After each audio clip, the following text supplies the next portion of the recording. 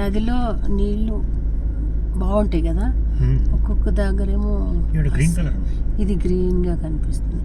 అంటే ఈ కొండల్లోంచి వచ్చే నీరు ఆ కొండల కలర్ని బట్టి వస్తుంది అనుకుంటా. అవునా?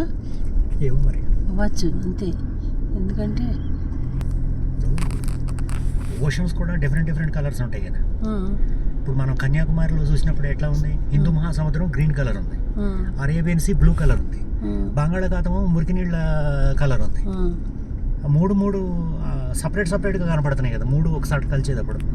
కన్యాకుమారి టిప్ ఆఫ్ ది అదే ఇందిరాగాంధీ స్టాచ్యూ దగ్గరికి. అయితే ఇక్కడ ఈ ల్యాండ్ పేరు మూన్ ల్యాండ్ అని పెట్టాడు కదా. అంటే కొండలు ఇందాక మనం చూసినప్పుడు గ్రీన్గా అలా ఉన్నాయి కదా. అయితే ఇదంతా కొండల్లోంచి వచ్చే నీళ్ళే కదా ప్రవహించేది, దానికోసం అనుకుంటున్నా. అక్కడ కొండలు ఈ కలర్లోనే ఉన్నాయి కదా.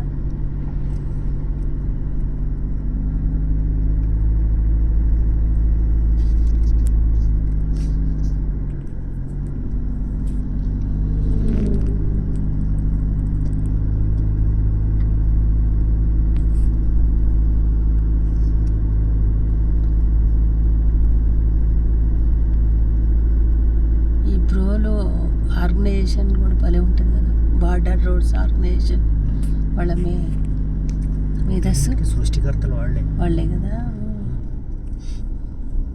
అసలు.